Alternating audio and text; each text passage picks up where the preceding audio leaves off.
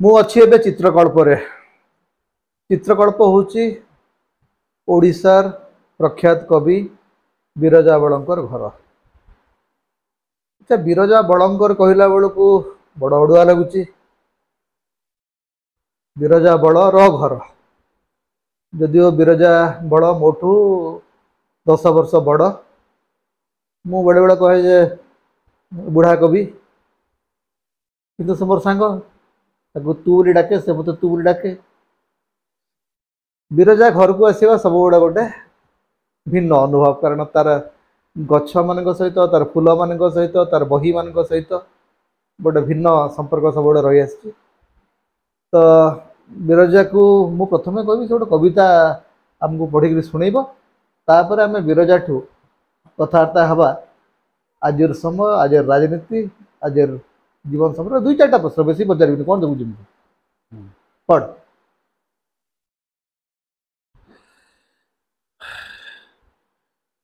कविता साधु सन्यासी। साधु सन्यासी ये कविता टी मोर जनगणर क्रियापद बही रे स्थान पाई, जहाँ प्रकाश पाई 2007 मसीह। कविता साधु सन्यासी। जटा भितर लुचि बसी गोटे झिटिपिटी। जटा भितर लुचि बसी गोटे झिटिपिटी। अच्छी अच्छी कथा मझिरे कहूची सत सत। झिटिपिटीर बदहजमी सत्य को असत्य कहिबार साहस कहार अछि? विषय बोली आमको कहा जाइछि मनीषर धर्मीय भावना। भावना सबू विषयर विषक्रिया रे विषयी गलेनी बोली गोटिए मात्र चूल हलुथुला बेले आसी पहुंची गले विषमोचन धर्मात्मा। कि भाग्य आमर! कारण 5.5 फुट्र जड़े जटाजुटधारी मनीष केमिति किमिया करी चुप कर दे पारिला 4-5 घंटा काल हजार हजार लोक। कि भाग्य आमर! कारण 5.5 फुट्र जड़े जटाजुटधारी मनीष केमिति किमिया करी चुप कर दे पारिला 4-5 घंटा काल हजार हजार लोक। केउठी हेले गछरु पत्रटीए पड़िबार शब्द शुभिलानी, कि केउठी हेले भी पक्षीटीए त्याग कलानी लंडे मल। मु गोटे काठ गड़ उपरे बसी थी, जहाकू कि अति कम रे 4-6 मास तलू काटी गड़े दिया जाइथिला माटी रे। मो पाखरे बसी थिला जने 17-18 वर्षर पिला, जे कि AR रहमान परी रखिथिला बाबुरी बाल। नुआ नुआ सिगारेट फुंकुथुला कि कौन सबुजाक धुआं को ढोकी पकाउथुला अतर्छारे।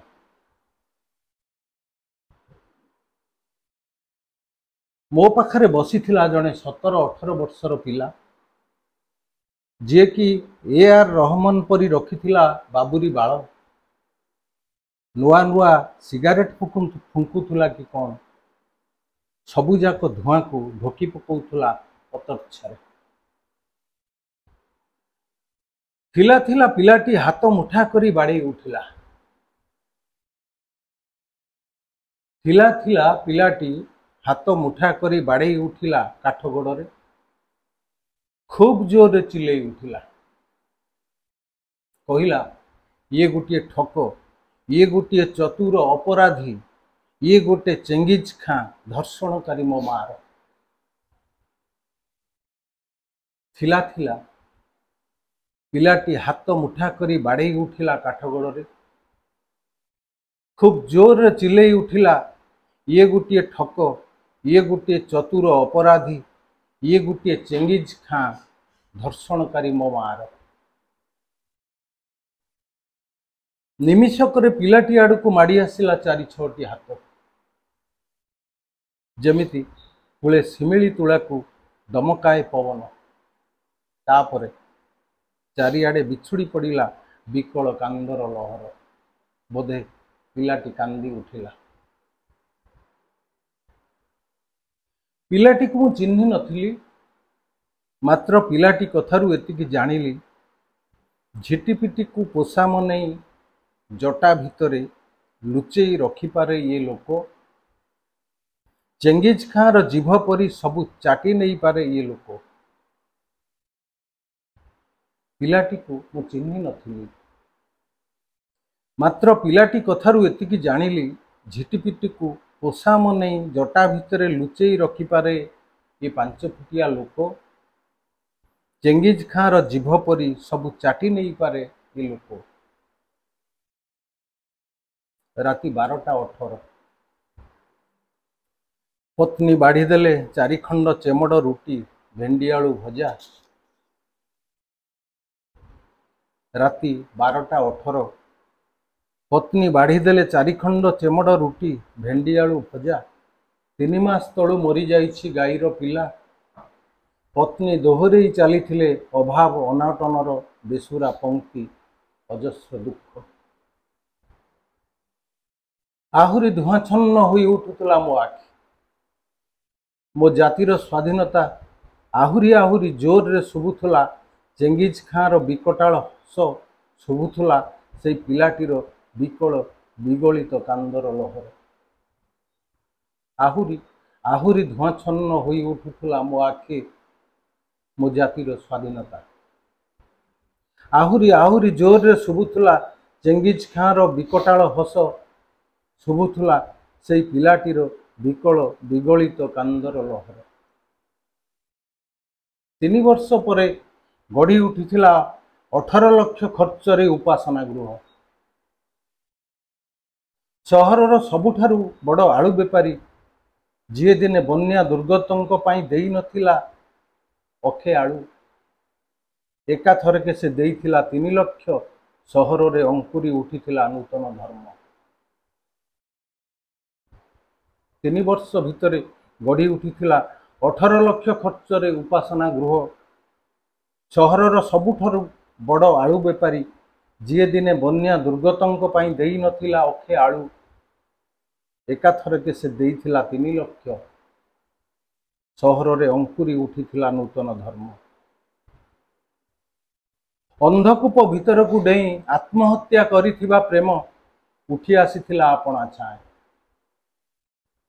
ଧର୍ମୀୟ ଭାବନାରେ ପୁଲକିତ କୀଟମାନେ ଦଳ ଦଳ ହୋଇ ବାହାରି ଆସିଲେ ଗାତରୁ। ଫିଟି ପଡ଼ିଲା ଜଟା ଭିତରୁ ଝିଟିପିଟି ମାନଙ୍କର ସ୍ୱାଧୀନତା। ଅନ୍ଧକୂପ ଭିତରକୁ ଡେଇଁ ଆତ୍ମହତ୍ୟା କରିଥିବା ପ୍ରେମ ଉଠି ଆସିଲା ଆପଣା ଛାଏଁ। ଧର୍ମୀୟ ଭାବନାରେ ପୁଲକିତ କୀଟମାନେ ଦଳ ଦଳ ହୋଇ ବାହାରି ଆସିଲେ ଗାତରୁ। ଫିଟି ପଡ଼ିଲା ଜଟା ଭିତରୁ ଝିଟିପିଟି ମାନଙ୍କର ସ୍ୱାଧୀନତା। ଆଉ ସେଇ ବବୁରି ବାଳ ରଖିଥିବା ପିଲାଟିର ଜମା ଦେଖା ନଥିଲା। ସେଇ ବବୁରି ବାଳ ରଖିଥିବା ପିଲାଟିର ଜମା ଦେଖା ନଥିଲା। ଯେମିତିକି କୁଆଡ଼େ ମିଳେଇ ଯାଇଥିଲା ଶୂନ୍ୟରେ, ତା ସହିତ ସତ୍ୟ ବି ଗୋଳେଇ ହୋଇ ଯାଇଥିଲା ପବନରେ। ସେଇ ବବୁରି ବାଳ ରଖିଥିବା ପିଲାଟିର ଜମା ଦେଖା ନଥିଲା। ଯେମିତିକି କୁଆଡ଼େ ମିଳେଇ ଯାଇଥିଲା ଶୂନ୍ୟରେ, ତା ସହିତ ସତ୍ୟ ବି ଗୋଳେଇ ହୋଇ ଯାଇଥିଲା ପବନରେ। ତା ସହିତ ସତ୍ୟ ବି ଗୋଳେଇ ହୋଇ ଯାଇଥିଲା ପବନରେ। ଆଚ୍ଛା, ଯୋଉ ଧର୍ମକୁ ନେଇକରି ଏଇ ଯୋଉ କଟାକ୍ଷ ଏବଂ ଯୋଉ ସମୟରେ ତୁ ଲେଖିଛୁ ଏ କବିତା, ତାକୁ ଆଜି ଯେତେବେଳେ ପଢୁଛୁ ଡର ଲାଗୁଛି? ଡର ଲାଗୁଛି? ଡର? ଧର୍ମକୁ ନେଇକରି କଟାକ୍ଷ କରିବା ଆମ ସମୟର ରାଜନୀତିରେ ସବୁଠୁ ବିପଜ୍ଜନକ କାମ ହେଇଯାଇଛି ଆଜିର ତାରିଖରେ। ମୁଁ ସେଇ କଥା କହୁଛି, କାହାକୁ ଡର? ମଣିଷକୁ ତ। ମଣିଷକୁ ଡରୁଛୁ ତ? ମଣିଷକୁ କାହିଁକି? କ୍ଷମତାଶାଳୀ ଲୋକମାନେ ନା ନା, ଯେତେବେଳେ ବର୍ତ୍ତମାନ କଲମ ଆଡକୁ ଆଙ୍ଗୁଠି ଦେଖେଇବେ। ମୋ ଚାରିପଟରେ दीर्घ ये जो धर्मीय राजनीति जेबेठू आरंभ होइछि देश रे मु तो सेबेठू विरोध रे अछि मु तो सेते बेले सोशल मीडिया हो किंबा एमती कहिबारे हो सामना सामनी हो मु तो सब बेले कहि आछि मु तो सब बेले मोर स्पष्ट मत मु रखि आछि एवं मो दृष्टि जहाँ सत्य मु से सत्य को सब बेले प्रकाश करि आछि मु केबे छुपी की रही ना आ छुपी की रही भी ना अच्छा से तुम सांग ना रही भी ना मु जाने अच्छा तुम मत खाली कह जदि कवितार जदि राजनीति ए कथा कह आम समय राजनीति को लेकर बहुत चर्चा होची कविता राजनीतिक हम कि राजनीतिक अण राजनीतिक हम या बहुत चर्चा चललानी तो मत कवितार राजनीतिटा कौन कवितार राजनीति कवितार राजनीति माने मो दृष्टि कवितार कौन राजनीति मु भावुँ आम जो राजनैतिक विषय को कवितार उपस्थापन करुँच राजनीतिक विषय को कवितार आणुचंती अन्य भाषा भाषा कविता राजनीति दुईटा गोटे गोटे कथा हूँ मनीष गोटे समता भित्तिक न्याय संगत एवं गोटे समतुल समाज गठन ये स्वप्न सब कवि देखी आसते पृथ्वी सब कवि स्वप्न से गोटे हाँ ठीक अच्छे एवं जो शोषण कषण अन्याय है कविर शुण कवि कवि जेहेतु आउ किछि करूना आउ किछि सामाजिक कर्म करूना तार सीधा सड़क राजनीति भी करूनी सीधा सड़क कवि भी राजनीति प्राय क्षमता पे लड़ाई नुह क्षमता को जाऊनी हुए तो ना कविता कविर भी यह कर्म जेते बड़े धर्म को लेकिरी हो जाति को लेकिरी हो आमर राजनैतिक जेते बड़े ये विभिन्न स्खलन गुड़ाक आसছে आम राजनीति तेणु कवितार ता विषय हवा उचित कविता को कवितार विषय करवा उचित कारण ता भी कवितार कविर कर्म तो नेचुराली गोटा तो कहूँ माने स्वाभाविक भाव में कवि राजनेता हवा बाध्य राजनीति करने बाध्य माने राजनेता तुम कहूँ राजनेता तो गोटे कवि कवि जी राजनैतिक से अण राजनीतिक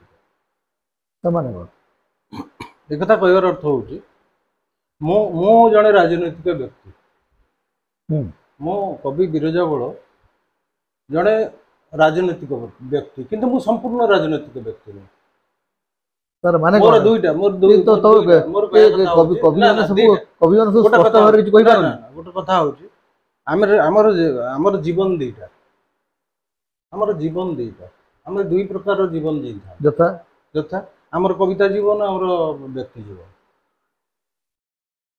कविता जी काव्य जीवन एवं व्यक्ति जीवन अलग अलग हां हमें प्रकृत रे अलग अलग जीवा कथा नुह कि जीवा कथा से तो अलग कथा किंतु प्रकृत रे हमें दुईटा जीवन जीता अच्छा किंतु हमें कहते जे मोर व्यक्ति जीवन जहाँ मोर सृजन जीवन से आम कहती किंतु प्रकृत में ता करती ना आम दुईटा अलग अलग जीवन प्रकृत सत्तार जीवन जीव था किंतु तार भीतर भी किसी कवि अच्छा तार भीतर भी किसी अच्छा जो मैंने कि से आपण उद्यम करती गोटे बाटर जीवन को जीवा एवं कवितार भी से गोटे बाटर चलिए मुझे से उद्यमटा कर किंतु मु केतक जगार मु कहीं कहूँ कि आमर दीटा जीवन को अलग करदेली कि ना बेले बेले एमती परिस्थिति आसे एमती परिस्थिति परिवेश टी जो संपूर्ण विरोध हो तुम एकला ठिया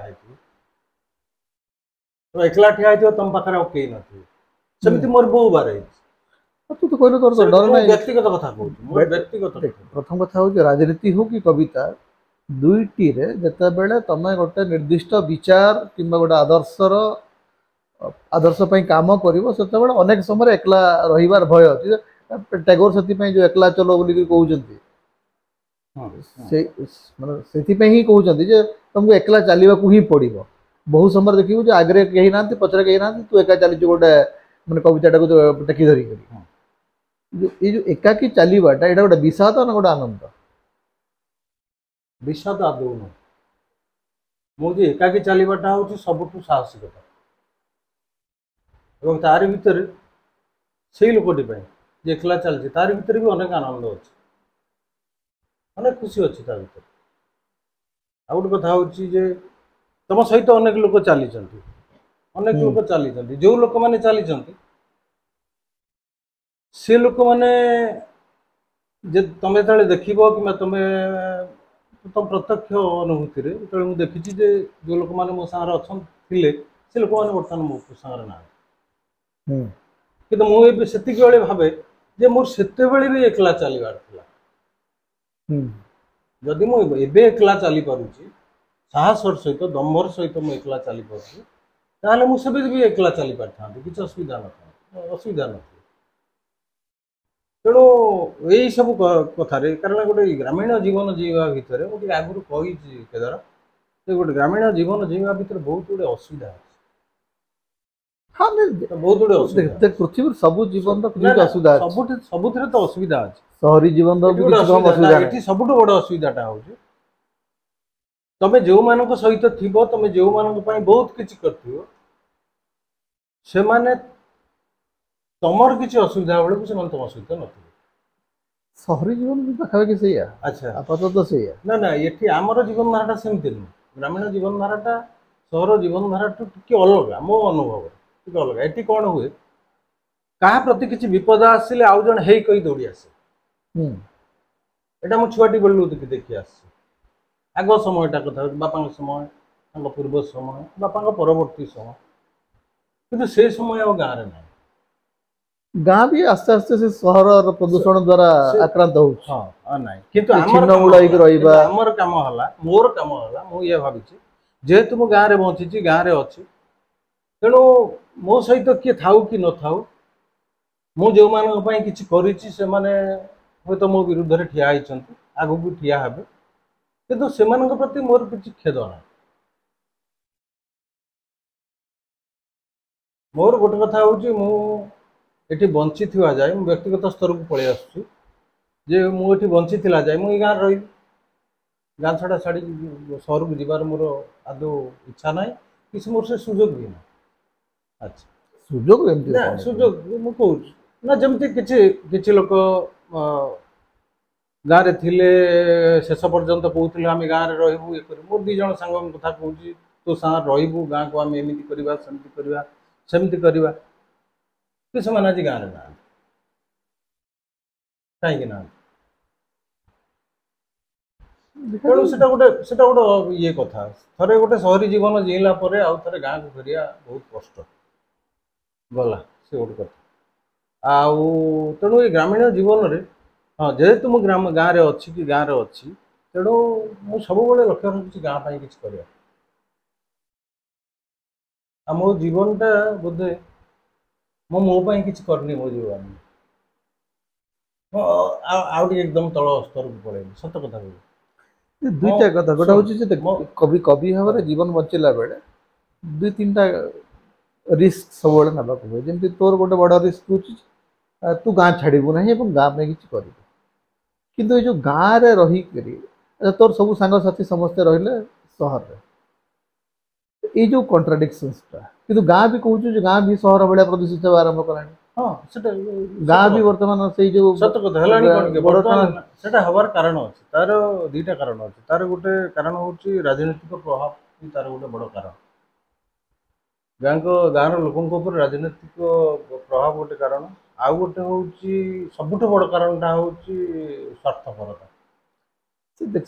ସେଇ କଥାଟା ହିଁ ମୁଁ ମୂଳରୁ ତୋତେ ପଚାରିବାକୁ ଚାହୁଁଥିଲି ଯେ ବାସ୍ତବରେ ରାଜନୀତି ଯେଉଁଟା ଗୋଟେ ସହବନ୍ଧନ ତିଆରି କରିବା କଥା, ସେଇଟା ଆମ ସମୟରେ ସବୁଠୁ ଅଧିକ ବିଭାଜନ ତିଆରି କରୁଛି। ବାସ୍, ରାଜନୀତି ଗାଁକୁ ଭାଙ୍ଗୁଛି, ସମାଜକୁ ଭାଙ୍ଗୁଛି, ସହରକୁ ଭାଙ୍ଗୁଛି, ପରିବାରକୁ ଭାଙ୍ଗୁଛି ଏବଂ ବେଳେବେଳେ ବ୍ୟକ୍ତି ସତ୍ତାଟାକୁ ବି ଭାଙ୍ଗି ଦେଉଛି।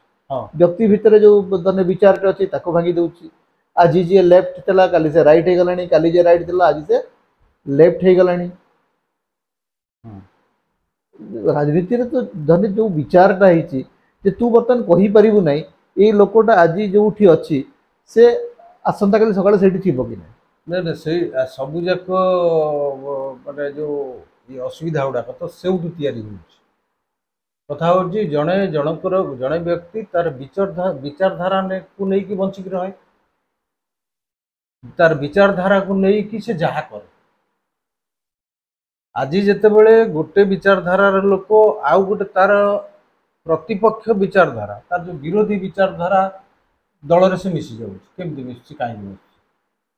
ହୃଦୟ ପରିବର୍ତ୍ତନ ତାର ହଉଛି। ବିଚାର କଥା ହଉଛି କଣ, ତାର ବିଚାରଧାରାଟାକୁ ସେ କଣ କରୁଛି, ମାରି ଦଉଛି। ତା ନିଜସ୍ୱ ତାର ମଣିଷର ନିଜସ୍ୱ ବିଚାରଧାରା ଯାହା, ମୋର ନିଜସ୍ୱ ବିଚାରଧାରା ଯାହା, ତମର ନିଜସ୍ୱ ବିଚାରଧାରା ଯାହା, ଆମେ ଆମର ନିଜସ୍ୱ ବିଚାରଧାରାକୁ ଧରିକି ଏ ଯାଇ ଚାଲିଛନ୍ତି। ଆମର ବିଚାରଧାରାକୁ ଆମେ ମାନି ନାହାନ୍ତି। ଆମେ କାହାକୁ କୋଉଠି ହୁଏତ ଆମେ ସପୋର୍ଟ ଦେଇପାରନ୍ତି, କୋଉ କୋଉ କ୍ଷେତ୍ରରେ କଣ ହେଇପାରେ, କିନ୍ତୁ ବିଚାରଧାରାକୁ ଭାଙ୍ଗିକିରି ନୁହଁ, ବିଚାରଧାରାକୁ ଟିଆ କରି। ବିରଜା ବଳ ଯୋଉ ବିଚାରଧାରାର କଥା କହୁଛନ୍ତି ସେଇଟା ଗୋଟେ ବହୁତ ବଡ଼ ଆଶାର କଥା ଯେ ରାଜନୀତିରେ ହଉ କି କବିତାରେ ହଉ ମାନବିକତା ହେଉଛି ତାର ସବୁଠୁ ବଡ଼ ଆଧାର। ଯେତେବେଳେ ସେ ଆଧାରଟି ଭୁଷୁଡ଼ିବା ଆରମ୍ଭ କରେ ସେତେବେଳେ କବିତା ବି ନଷ୍ଟ ହୁଏ, ରାଜନୀତି ବି ନଷ୍ଟ ହୁଏ, ମଣିଷ ବି ନଷ୍ଟ ହୁଏ। ତେବେ ଚିତ୍ରକଳ୍ପରେ ସେ ମାନବିକତାର ଧ୍ୱଜାଟା ଉଡ଼ୁଛି। ଧର୍ମକୁ ନେଇକରି ରାଜନୀତି କରିବା ବିପକ୍ଷରେ ବିରଜା ସଂଖ୍ୟାଧିକ କବିତା ଲେଖିଛନ୍ତି। ଆମ ରାଜନୀତିର ସବୁଠୁ କଳୁଷିତ ଅଧ୍ୟାୟକୁ ସେ ନିଆଁ ହୁଳାରେ ରେଖାଙ୍କିତ କରିଛନ୍ତି। ଆମ କବିତା, ଆମ ସମୟ ଏବଂ ଆମ ସମାଜକୁ ଅତି ନିର୍ଭେଜାଲ ଭାବରେ ବଞ୍ଚିଥିବା ବିରଜା ବଳଙ୍କ ସହିତ କିଛି ସମୟ ଆମେ କାଟିଲେ। ବିରଜା ସହିତ ପୁଣି ଦେଖାହେବ, ଯଦିଓ ମୁଁ ପୁଣି ଜାଣିଛି ଯେ ବୁଢ଼ା କବି ତାକୁ ବାରମ୍ବାର ଆସିବାକୁ ପଡ଼ିବ ଏବଂ ଆସ, ମୁଁ ତ ଅପେକ୍ଷାରେ, ଦ୍ୱାର ଖୋଲା ହେଇକରି ଅଛି ଆଉ ଅନେକଙ୍କ ଅପେକ୍ଷାରେ। ବାକି କିଏ ଆସୁଛି କିଏ ଆସୁଛି। ହଉ, ବହୁତ ବହୁତ ଧନ୍ୟବାଦ ବିରଜା।